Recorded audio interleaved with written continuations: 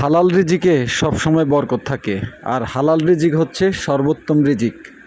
আপনি বেকার বসে আছেন, চিন্তা করতেছেন আপনি কি করবেন, আপনার কাছে টাকা নাই, পয়সা নাই। চিন্তা না করে সামান্য কিছু পুঁজি নিয়ে চাইলে ফুটপাতে আপনিও স্বাস্থ্যসম্মত খাবার তৈরি করে হালাল একটা ব্যবসা করতে পারেন, যেখান থেকে চাইলে আপনিও আপনার পরিবার ঘুরে দাঁড়াতে পারে।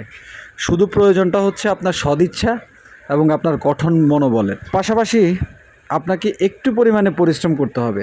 যদি আপনি এটা পারেন, তাহলে শূন্য থেকে একদিন আপনি অনেক বড় উপরে চলে যেতে পারবেন। এই জায়গাটা হচ্ছে উত্তরা হাইকেয়ার হাসপাতালের পাশেই।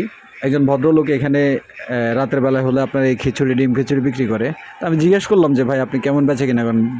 উনি বললো যে আলহামদুলিল্লাহ খুব ভালো।